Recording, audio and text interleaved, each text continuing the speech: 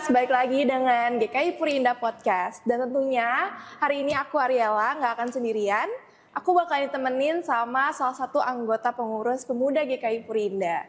Dan katanya sih dia tuh mau lanjutin pendidikan dia di luar negeri gitu. Penasaran nggak sih siapa orangnya? Kita sambut aja yuk, Stefanus Dani. Cheers dong. Halo. Oke, apa kabar Dani? Baik-baik saja. Baik-baik aja. Kesibukannya hari ini ngapain aja nih? Menjalani recovery Recovery dari? dari rekonstruksi kaki yang udah rusak ini ya. Oke. Kita masuk aja ke pertanyaan pertama ya. Boleh. Selama ini kan yang kita tahu kamu tuh cukup lama bergereja di GKI Puri ya. Dan rasanya tuh jemaat GKI Puri Indah tuh cukup familiar gitu sama Dani. Iya kah? Iya dong. Dan boleh gak sih Dani ceritain gitu? Singkat aja, so far nyaman gak sih bergereja di GKI Puri? So far kalau dibilang nyaman sih pasti nyaman ya. Karena dari lahir sampai sekarang buktinya masih di sini. Jadi ya nyaman. Nyaman, karena emang udah lama gitu ya bergereja Betul. di sini. Kamu tuh ke gereja karena emang kamu sendiri yang mau atau emang ada mandatori dari mama gitu? Kan soalnya mama papa, seperti yang kita tahu mama papanya Dani tuh cukup aktif gitu bergereja dan menjadi majelis di sini gitu. Kalau dibilang mandatory sih mungkin sama kayak semuanya ya. Kayak dari sejak kecil karena kebiasaan ya berkeluarga di keluarga yang Kristen dan selalu ke gereja pasti awalnya jadi mandatory lah dari orang tua. Mungkin setelah umur 17 tahun diberi kebebasan lah sama khususnya papa ya. Jadi kayak ya nggak ada paksaan, nggak ada penolakan kalau aku kayak misalkan lagi malas atau gimana. Jadi kayak mulai dari umur 17 mungkin merasa lebih ke willingly aja sendiri datang ke gereja gitu. Berarti sekitaran umur 17 tahun, Dani udah dibebasin gitu ya. Maksudnya mau ke gereja boleh, mau enggak pun enggak apa-apa. Iya. Nah, mau tahu juga dong selama itu sebenarnya pernah nggak sih Dani tuh pindah-pindah gereja atau ikutan ibadah selain di GKI Puri? Karena kan tadi katanya udah dibebasin kan dari umur 17 tahun. Iya. Menarik ya pertanyaannya ya. Cukup banyak sih. Khususnya kayak 2 tahun belakangan ini ya. Ya cukup mencoba di tempat-tempat lain. Kayak misalkan ya dengan dominion yang beda-beda juga sih. Kayak gak selalu di Calvinis. Kadang mencoba di Reform juga, Pentecost, dan lain-lain gitu sih. Oke, dan menurut Dani sendiri ada nggak sih perbedaan yang kayak cukup signifikan gitu dari GKI Puri dan di gereja yang lainnya? Pasti ada sih, terutama liturgi ya. Liturgi? Itu sangat beda. Dan kalau udah ngomongin liturgi sebenarnya sih cocok-cocokan aja lah sebenarnya. Nyamannya di mana, biasanya akan lebih sering datang ke situ sih. Oke, kalau selain dari liturgi nih atau cocok-cocokan gitu, ada gak sih faktor lain yang membuat Dani tuh kepengen gitu ibadah di gereja lain?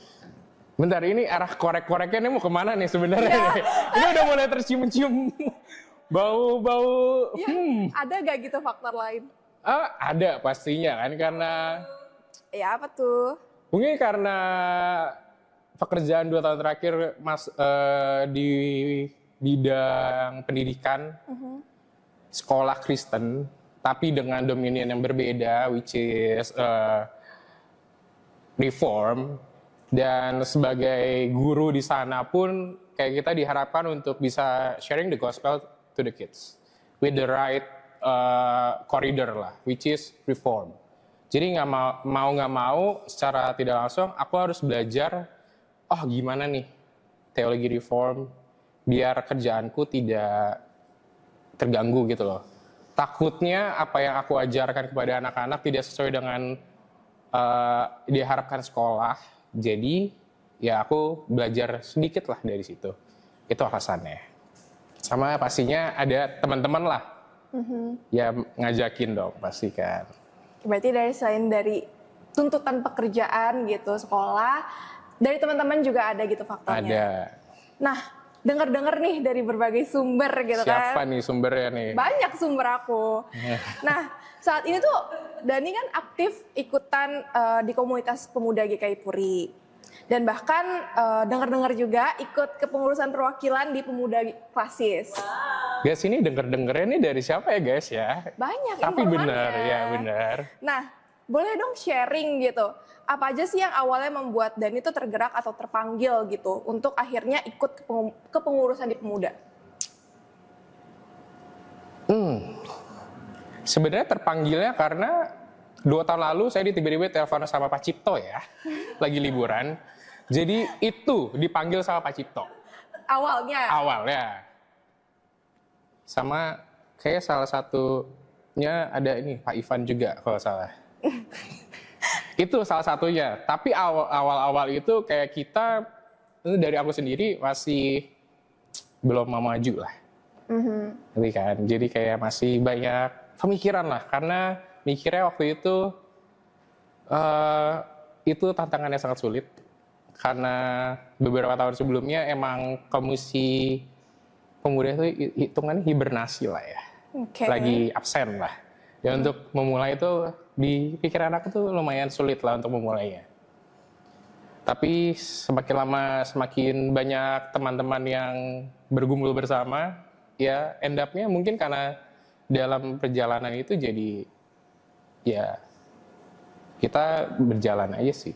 Berarti emang ada dorongan dari Dania juga dan dorongan dari teman-teman yang ngedukung Dani buat ikut kepanitiaan gitu, kepengurusan di pemuda. Pengurusan, iya.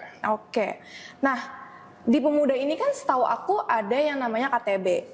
Dan Dani juga kan salah satu pemimpin KTB gitu di grup pemuda gitu. Boleh dong sharing lagi gitu. Apa sih yang menarik buat kamu ikutan di kelompok ini? Karena kan nggak semua orang gitu bisa atau mau terpanggil buat jadi pemimpin kelompok sharing kayak yang Dan ikutin sekarang. Nah, atau emang sebenarnya ada basic atau naluri Dani sebagai pengajar gitu yang bikin kamu tuh mau nih ikut gitu di KTB? Awal ya mungkin gara-gara waktu itu habis putus. Habis putus, gak ada yang bisa lah. Gak ada teman yang biasanya menemani, tidak ada teman berbincang, bertukar pikiran. Akhirnya ada ajakan untuk ikut KTB. Kepikiran, ya udahlah, why not? Aku membuka diri untuk berkenalan dengan yang lain. Lebih dekat lagi sama pemuda-pemuda yang lain. Dan juga kayak mungkin sharing di KTB itu bisa ya membuka hati dan memperkuat iman lah ya. Jadi that's the reason why kenapa pertama kali ikut KTB-nya dulu. Lalu tiba-tiba muncullah ide sebagai calon-calon pengurus nih. Kalau bisa involve dong di KTB. Jadi semuanya ganti-gantian nih bawa materi. Itu salah satu alasannya. Oke. Mungkin alasan yang lain adalah ya mungkin karena menurut aku sharing di KTB, membawain materi KTB align sama kerjaan aku sehari-hari, which is teaching while sharing the gospel to the kids. Nah, ngomong-ngomong soal mengajar nih, tadi kan kita udah bahas-bahas dikit gitu kalau misalnya Dani ini seorang pengajar atau teacher gitu kan. Nah, sebelumnya pernah berprofesi sebagai pengajar di salah satu sekolah yang cukup terkenal gitu, ya kan? Iya, benar. Betul. Nah, ngajar apa sih itu? TK kah, SD kah, SMP kah? Oh, jadi sebenarnya posisinya cukup menyulitkan untuk dipahami orang-orang sebenarnya. Di kontrak apa, tapi kerjaannya apa. Jadi gitulah.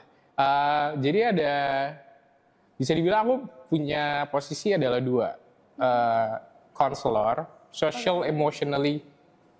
Counselor sebagai untuk social sama emotionally anak-anak. Oke. Which is untuk dari SD sampai SMA for the whole boys, for the entire school gitu. Sama PE teacher. Guru olahraga. Oke, berarti konselor iya, PE teacher juga iya. Betul. Itu berjalan berbarengan. Berjalan berbarengan. Oke. Nah, awalnya kepanggil mau jadi guru atau teacher itu emang karena iseng aja atau gimana sih? Jadi ceritanya adalah aku lagi skripsian. Oke. Terus tiba-tiba berangan-angan aja gitu, kayak capek ya nungguin sidangnya, gabut nih. Kayak enakan nyari kerja, tiba-tiba entah kenapa, recruiter dari ini sekolah ngubungin aku. Oke, berarti awalnya karena iseng-iseng, gabut. Gabut, aku baru gabut tuh hanya di omongan aku belum berusaha untuk mencari. Oke. Jadi tiba-tiba kayak, ya ucapannya emang adalah doa ya, tiba-tiba dijawab langsung sama Tuhan, langsung dikasih kerjaan, jadi aku langsung terima. Awalnya tuh bukan sebagai guru keterimanya, Awalnya karena tapi emang awalnya aku apply sebagai guru PE, tapi ujung-ujung karena aku mikirnya, ya udahlah mengisi waktu kosongan, diterima sebagai admin staff GA, General Affair, jadi ya aku menerima aja. Oke, berarti emang awalnya kepengennya tuh jadi guru PE gitu. Betul. Tapi keterimanya di yang lain. Betul. Nah, sharing dong kayak pengalaman-pengalaman apa sih yang kayak menyenangkan atau yang kayak tantangan saat menjadi teacher ini? Saat jadi teacher ya? Teacher nih bukan konselor ya? Teacher. Teacher. Kalau teacher tantangannya adalah untuk ngajarin anak-anak sekarang, itu approach-nya tuh akan sangat beda dari segala aspek. Kayak kalau dulu guru-guru angkatan kita lah ya, kita diomelin, dikasih hukuman, kita bisa takut. Iya. Kita bisa langsung nurut. Kalau anak sekarang nggak bisa. Kenapa tuh? Emang ada Jadi kita harus lebih banyak kasih reward daripada kasih punishment. Dan kayak everything that we do, they're gonna questions us back. Oh iya. The reasoning why, terus kayak all about it lah. Yang paling susah adalah tiba-tiba kita lagi, misalnya aku lagi ngajar basketball nih, how you dribble, how you shoot, and everything. Tiba-tiba ada pertanyaan yang melenceng. Contohnya? Sir, kenapa si A syutingnya pakai kiri, bukan kanan? Wah, Sedangkan mereka tahu kalau temannya itu udah kidal ya, teman-teman. Jadi kayak pertanyaan-pertanyaan yang out of nowhere gini yang kadang guru-guru pas zaman kita bisa marahin kita nih, karena nanya kayak gitu. Kalau sama mereka, kalau kita marahin, kita yang kena dari kepala sekolah. Jadi kita harus menjawab. Bener. Itu termasuk tantangan apa hal yang menyenangkan nih? Tantangan dong. Terus hal menyenangkannya apa? Hal menyenangkan. Banyak sih sebenarnya ya. Salah satunya? Salah satunya kalau emang habis menghadapi weekend-weekend yang berat, masuk ke sekolah, tiba-tiba, waktu itu aku lagi awal-awal jadi konselor, sebelum hari pertama jadi konselor, tiba-tiba aku kayak panik banget. Out of nowhere, aku lagi jalan dari Teacher's Lounge mau ke ruangan aku, ada anak TK 3 biji, teriak-teriak dari jauh lari, tiba-tiba datang melukin aku. Oh. Itu kayak, dapet di recharge langsung kayak, oke, aku bisa menjalani hari ini dengan bahagia. Oh, lucunya. Dan itu tuh memorinya tuh sampai sekarang masih selalu membuat recharge ulang terus sih. Iya, benar-benar. Oh. Lanjut. Oke, kita lanjut. Nah, setelah ini berarti Dani tuh masih mengajarkah atau gimana? Iya, saya sudah resign semenjak akademik yang terakhir. Jadi sekarang lagi nganggur-nganggur mau nyiapin kuliah aja. Nah, ini dia. Mau kuliah kan denger-denger lagi nih. Informanku banyak emang. Enggak, tadi aku barusan ngomong mau kuliah kan? Ya kan, ini aku belum lanjutin. Iya, boleh. Kan dengar-dengar dari informan aku yang banyak banget ini kan Dani katanya mau kuliah di luar negeri, mau lanjutin pendidikan S2 ya? Betul. S2 di luar negeri. Ambil jurusan apa sih? Ngambil jurusan sport psychology. Kenapa? Kenapa mau ambil jurusan itu? Kenapa mau ngambil jurusan itu? Mungkin karena kehidupannya, walaupun dengan badan yang sudah ancur-ancur ini ya, lebih banyak hidup dengan berolahraga. Jadi kayak mungkin passionnya sudah di situ dan emang kayaknya udah di-prepare dari awal masuk kuliah S1 sih. Aku udah nentuin kayak skripsi aku mau langsung ke temanya sport psychology. Jadi kayak emang udah fokusnya ke situ aja sih. Mungkin karena aku melihat ya aku sebagai atlet yang amatir pun merasakan kan kayak kadang tuh seorang yang bermain olahraga tuh perlu support emosional dan lain-lain. Psikologinya juga dibutuhkan. Benar. Jadi aku melihat kebutuhan itu dan aku melihat kalau ada nih lapangannya, jadi kayak why not ke situ. Oke. Rencananya mau kemana? Rencananya mau ke UK. Ke UK. Kenapa ke UK? Benar, jauh banget. Kenapa ke UK gitu? Garakan banget UK. Saya rasanya kayak di pojokan ya. Langsung keringetan ini. Jadi kenapa UK? Karena pilihannya emang Karena mahal. nggak gitu dong. Nggak gitu. Karena pilihannya cuman ada di Eropa atau di US, Amerika. Dan yang paling cengli dari semuanya emang di UK. Which is lebih cepat dan environment-nya lebih memadai. Yang pasti sih agak nggak pernah dengar di uni tiba-tiba ditembak ya. Jadi lebih aman aja sih. Oke. Kan sebelumnya nih you teacher kan? Jadi pengajar. Terus tiba-tiba resign karena mau ambil S2. Betul. Kenapa sih? Maksudnya tuh istilahnya you udah settle, udah dapat penghasilan segala macam. Kenapa tiba-tiba kepikiran mau ambil pendidikan lebih lanjut? Kenapa pengen ambil S2 gitu? Karena duitnya kurang. Kan sebagai laki-laki kan ntar di ujungnya harus menghidupi anak orang ya. Jadi Benar. mindsetnya harus ke situ dong.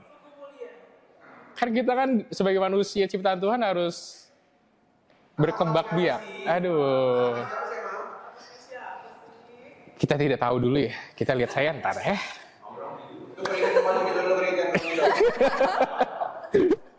Ya jadi ya karena ya balik lagi karena emang aku targetnya dari dulu udah mau jadi sport psychologist dan aku happy dengan dunia itu, jadi ada kesempatannya why not.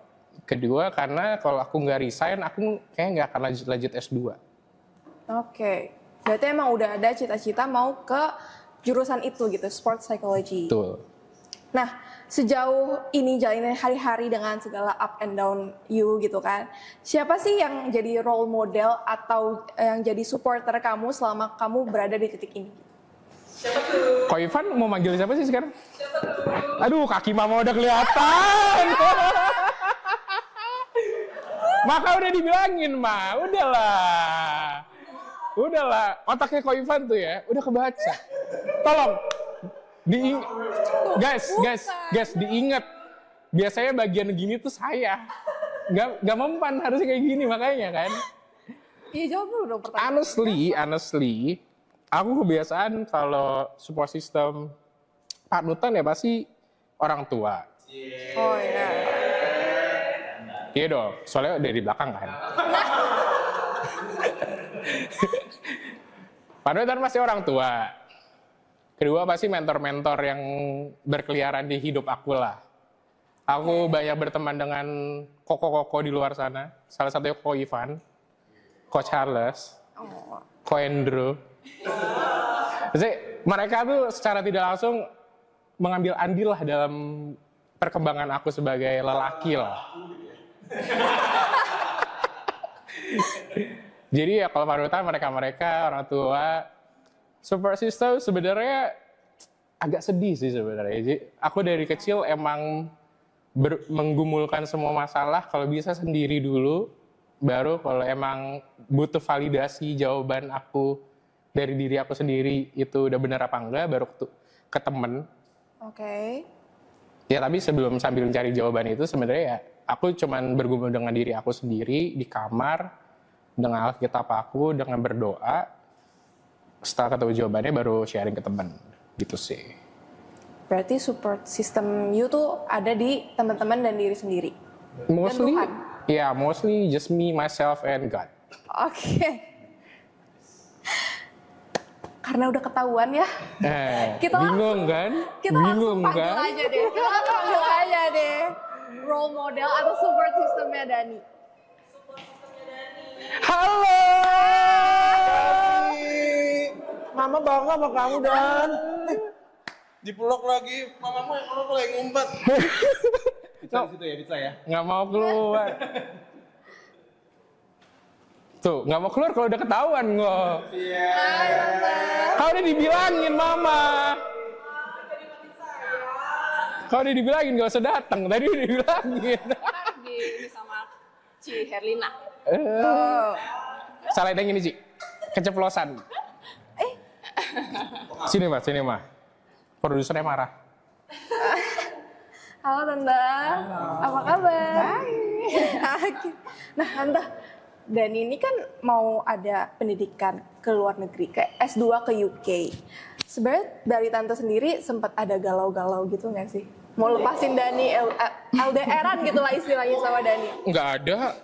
Ada dong. Nggak ada. Mau tahu nggak cerita sebenarnya? Tahu kan aku nanya ke Tante. Ya kalau buat dia sih terus terang terserah dia aja sih ya. Tuh kan. Cuma ya memang ini kan waktunya terlalu mepet. Nggak gitu loh kemarin ngomongnya 3 ya. bulan. 3 bulan. Jadi rencananya planningnya kan berhenti terus tahun depan baru berangkat. Oke. Kemarin sempat nge-search di ya sama yang itunya cari-cari kok adanya semuanya tahun depan Oktober September. Jadi dia bingung terus ngapain gini. Terus ternyata terakhir oh ada nih. Dan kebetulan memang cocok dengan minatnya dia itu sport psikologi. Ya udah, cuma waktunya dilihat-lihat September, Oktober. Waduh, cepet banget. Ya, cuma ya bagaimana ya? Anaknya udah oke ya sudahlah. Kita mah dukung aja. Oh, tetap dukung gitu ya berarti. Ya meskipun ya gitu deh. Gitu apaan gitu? Hilang 1 anak lagi. Oh ya, karena sebelumnya Tante juga Ya kan Putri kan udah di Jogja. ya. Rolling mah. Nah, Sekarang ini satu pergi, yang satu sibuk kerja. Ya sudahlah, hilang semua. Aku mau ya, Hilang-hilangan mulu juga yang itu.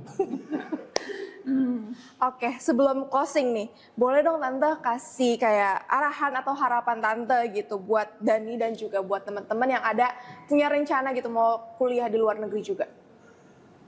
Apa Dan? Nah kan mama yang ditanya. Aku nggak mau mikir. Ya kita sih sebagai orang tua sih sebenarnya yang dukung aja. Tapi yang pasti mereka harus, maksudnya jangan kalau itu mau kuliah keluar atau bagaimana tuh jangan hanya terpengaruh oleh teman. Oh jadi teman sana, udah saya ikut ke sana, enggak. Jadi benar-benar memang. Dan kebetulan Dani saya nanya, emang di sana kenapa pilih UK? Yeah. Emang di sana banyak temanmu? Oh nggak ada kok. Beneran nggak ada. Justru dia mencari yang tidak ada orang Indonesia. Maksudnya paling nggak minim sekali orang Indonesia. Jadi ya udah benar-benar memang ini pilihannya dia. Ya mungkin untuk teman-teman yang lain, anak-anak yang lain yang mau kuliah di luar negeri sih saya bilang sih nggak masalah. Yang kalau memang sesuai dengan passion mereka. Tapi kalau saya bilang sih kalau ada di Indonesia ya lebih baik di Indonesia. Kan? Indonesia dengan luar itu kan sebenarnya tidak beda jauh sih sebenarnya kalau saya bilang. Cuma kalau mereka ekspektasinya keluar ya mungkin karena di sini mungkin dalam kutip income-nya kurang apa bagaimana untuk selanjutnya ya terserah aja sih. Itu. Cuma ya itulah yang penting jangan mengikuti teman. Harus benar-benar pilihan dari diri sendiri.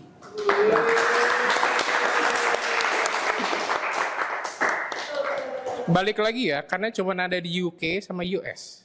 Bukan karena nggak mau di Indonesia, oke? Iya. Nyantai kenapa? Itu juga buat tips teman-teman. Itu juga buat tips teman-teman. Kalau mau keluar, caranya gimana? Bener kan? Ngomong dong. Ya minim orang Indonesia, jadi aibnya ketahuannya dikit aja. Oh gitu ternyata. Gitu. Kalau dari Ariel dong, pesannya apa?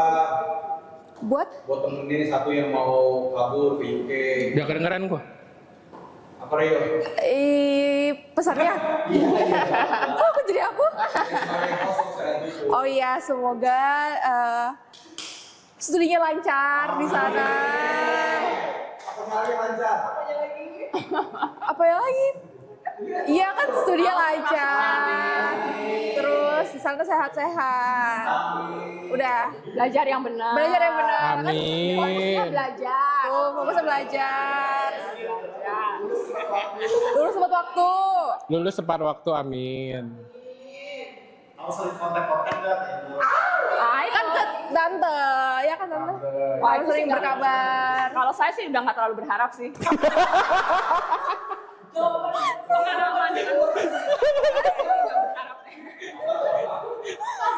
Pasrah.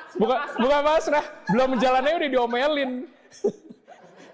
Jangan kontak ya.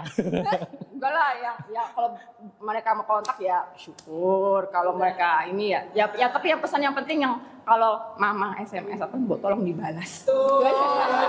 Tenang mah, aku belajar dari Reza. Akan aku kontak kalau aku butuh duit.